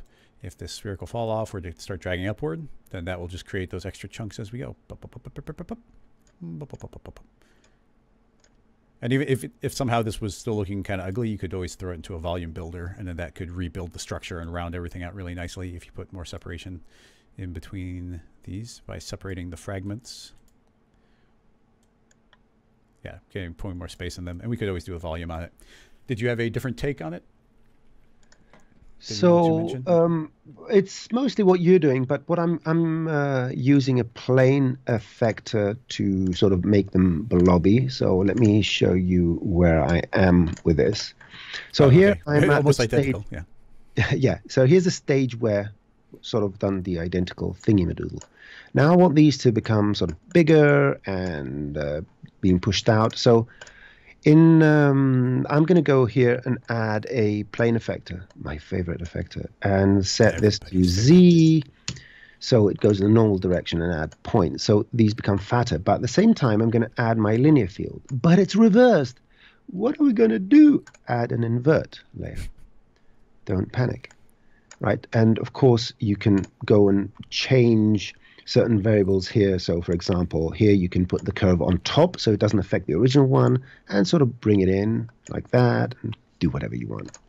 Pretty much 5. At the same time, what I'd like to do is push these outwards or make them dynamic or something like that. So then you go to Fourier fracture, which is essentially a mograph object. And let's do in the effectors add. What can I add here? Maybe push I apart. The push up. No, I mean, I'm going to add a push apart. Okay. Well, this is a situation I don't like push apart because it'll probably be popping. Yes, but there's a way to make it not pop that much. Come on, you have it. You got it. Which is the way? I'm not sure. I mean, oh well, the delay. I mean, I don't know that the exactly the delay. Is the delay going to stop it from popping? Well, yeah, because it's if you put it, I think in blend mode, it's at least going to make things be a bit more smooth, right? I don't know. Maybe. Oh, look at that. So let me see why this is happening. Is it the push apart? Probably. No, it's not the push apart. Oh, something's happening. Something else. Oh, it's the delay. All right. That's why. So the reason why that happens is that delay needs the animation to be playing in order to update, and now it's not, which is, you can do funny stuff, right? This looks like something totally obscene. But if you take the linear field and you animate it over that, then you'll get your nice little updates. And let's see, this should work a bit better. Oh, it doesn't. It's that push apart, man. I'm telling you. I didn't think the delay worked in this circumstance. You'd have to either make the objects dynamic, which would be bad. It doesn't like changing like index count, or like a second. I don't know. Yeah, this is an interesting exercise, though, right? So no push apart. So how are we going to do this? Let's see if this animates nicely without the push apart and the delay. Pop, pop, pop, pop, pop, pop. Yeah, they pop into existence, but they're still working all right. That's not that bad. So here's, let me think of an idea. What I could do is randomize them, but I want them to go in a radial fashion. Now, there is a bit of a trick you can do using the target effector. Ah, yes, yes. And then you pipe the I'm not going to do the whole thing because I don't know if I can. But here's the idea. You put it through, and this is something that came from Orestes.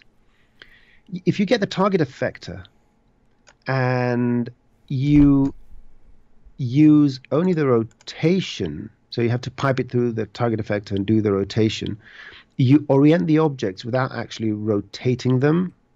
I've got a setup like this, which you can create some really interesting radial motion by using this combination. I'm not going to do it now because I don't remember exactly what the setup was. I don't know Orestes' version, but it's years ago I did this, but I didn't. I like made a matrix that copied onto where all the clones were, rotated the matrix out, and then cloned the objects back onto it at the end. I think it's the same process, but it's before the re-effector existed.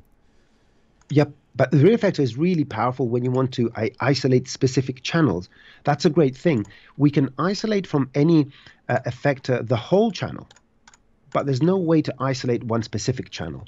And this is one of the most powerful things you can do. You can go here and literally say, I want only things to move on the y-axis. That's it.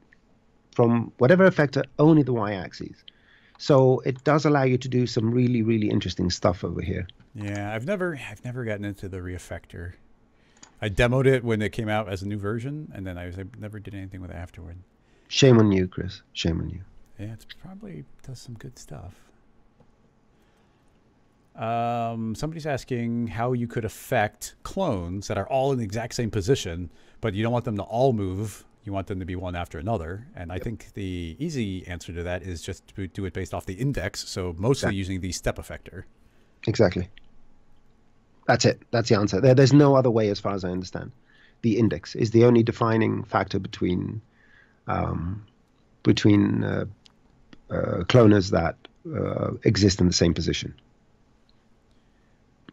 Or the formula effector. You know, you can use ID, but ID, so it's a step effector. Yeah. Formula effector. Just ID based. Yeah. Python, if you're going to go and, be more adventurous. And the random effector can technically randomize values on objects based on their index. So that would be another way of weighting it differently. Exactly. And that's, but if they're all in the exact same spot, then that's not really a variable. They could just be in their natural index order. But that's the way. Index basically is that is the way. Okay, everybody, we got about 10 minutes. Do we have any other quick questions? Let's see. There was a quick question that I wanted to answer. What else does the delay do besides spring?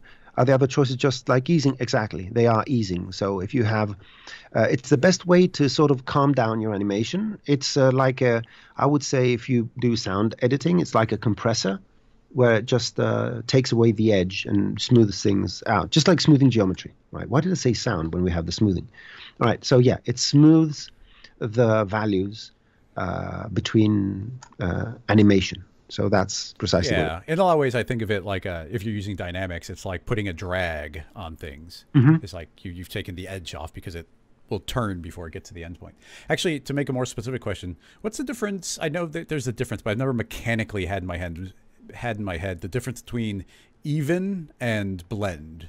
What's the difference between the two of those? Because they behave very similar, a little different, but do you know what the mechanical difference is? I never looked into it. So let me show you a tip. Right, watch this. Are you ready? Yeah, I know what you're going to do.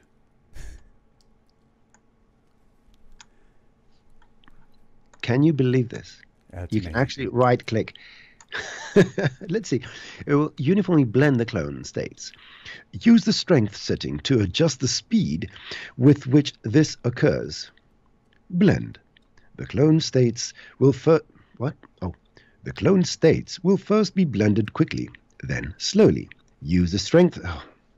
Right. See, that's why I asked you, because that doesn't really tell you much. I'm assuming that one is a linear transition and the other one's an ease in, ease out type of transition, but I don't know.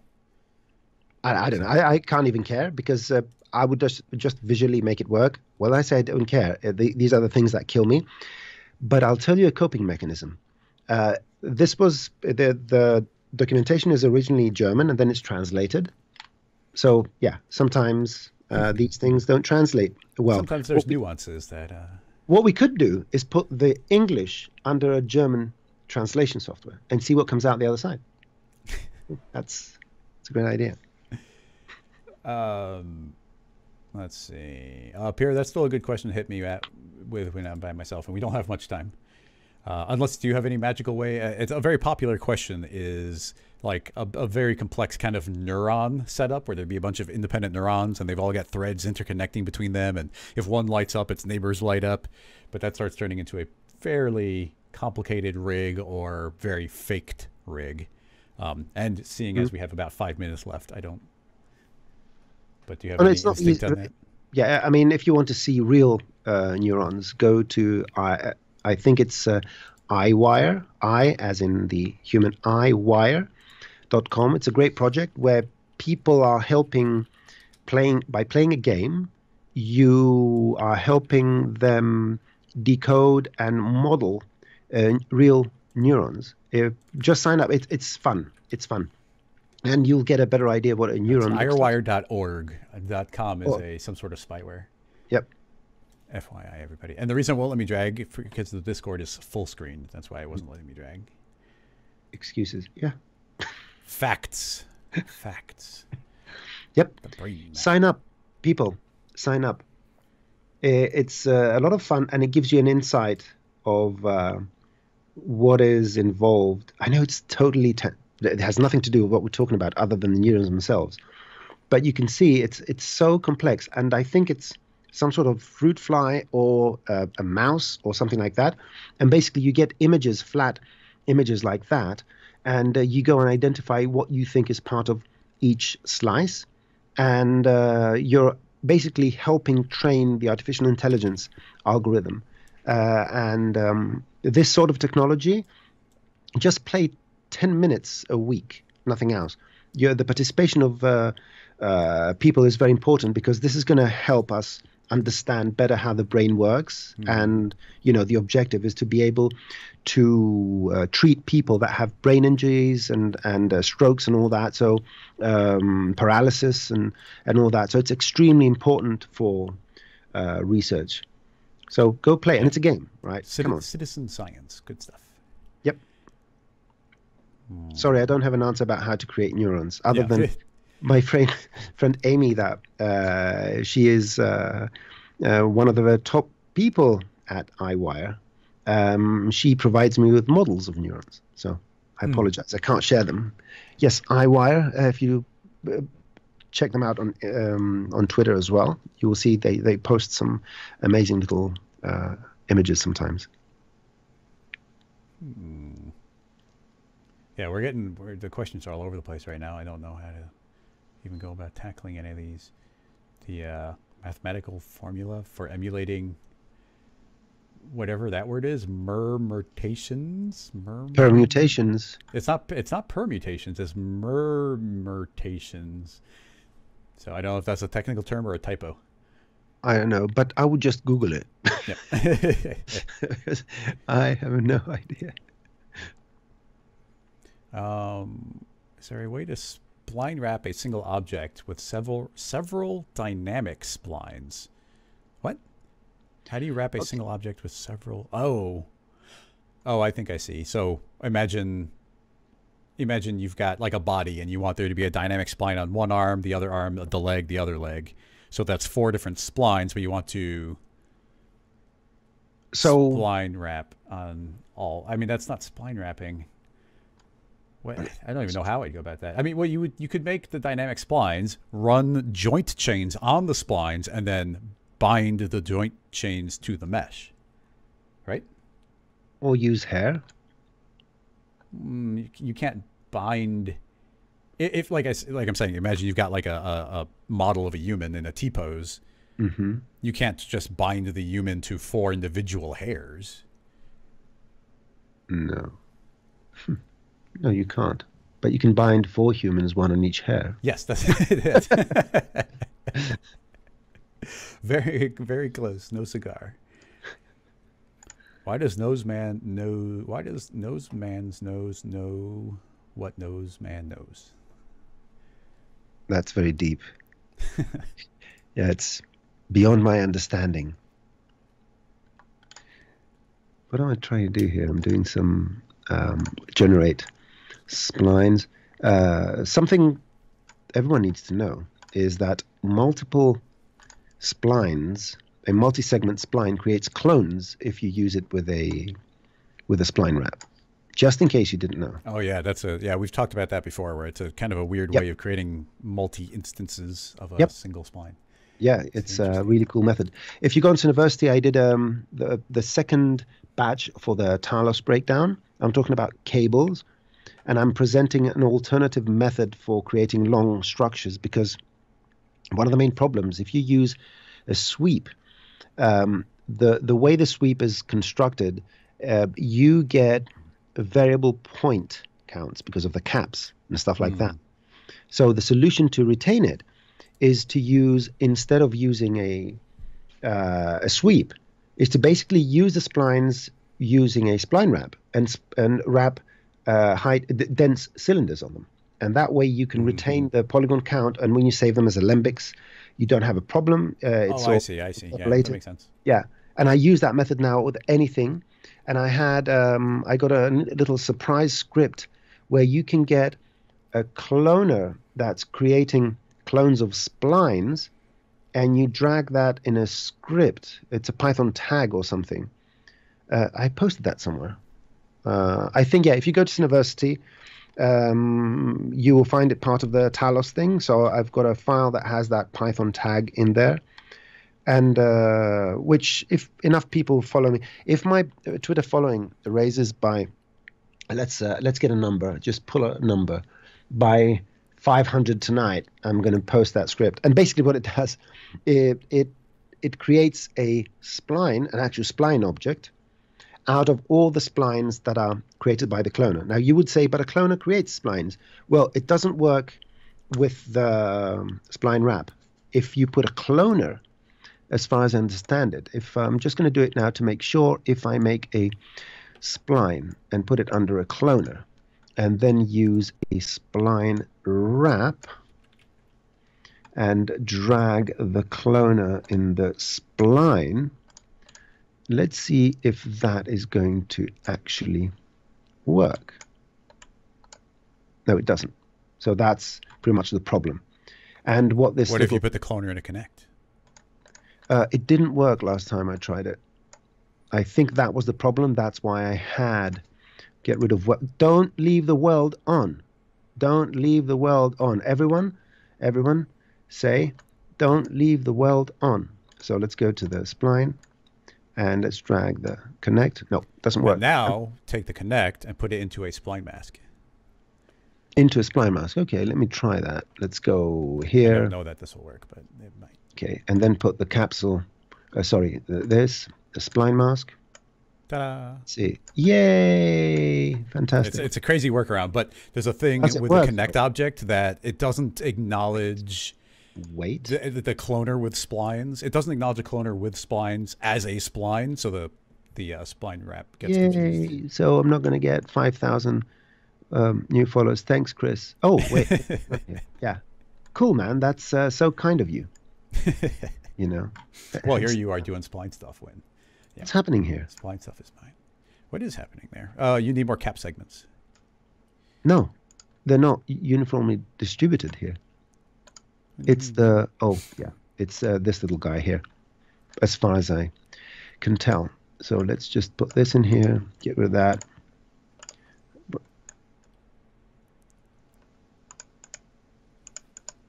Interesting. I'm not sure what the problem is. Like, isn't it just like you have a low cap count? Oh, it's not a cylinder. I thought I made a cylinder. I was like, this doesn't make sense. This doesn't make sense. I want a cylinder. Duh. Okay, I can't find the cylinder. I think it's that time now. Oh, yeah. The brain's shutting down time. Yeah. So now it's where the fun begins, right? Yep. And there you have it. Ta-da. Press A few times. Get this down. Get this. Make it 20. But this, good. Thanks.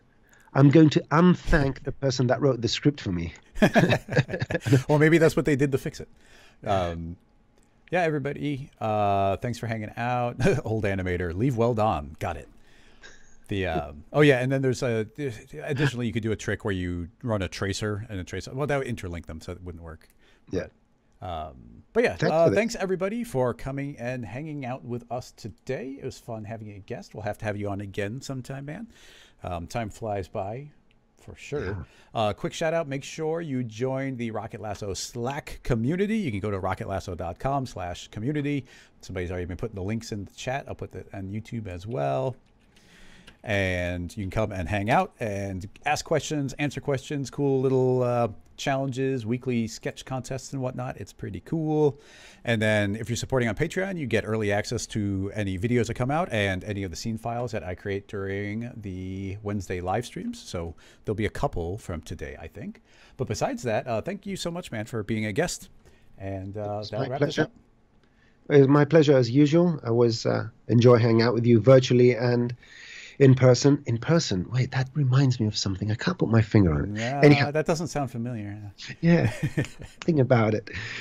Yeah, thank you everyone for attending. And yeah, just fire any questions on Twitter and so forth. Maybe we should do a challenge, Chris. Challenge other people though, not us. I don't do challenges. Oh, try and stump other people. Yeah.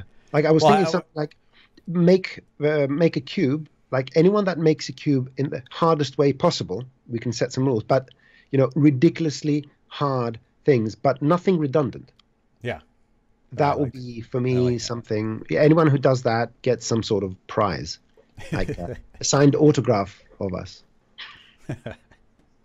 I like how many times we both started a project in this, and then we were doing pretty much the exact same pathway for it as well. But anyway, okay, that'll do it. Thanks, everybody. See you next week or tomorrow for the bonus stream. Bye-bye. Bye-bye.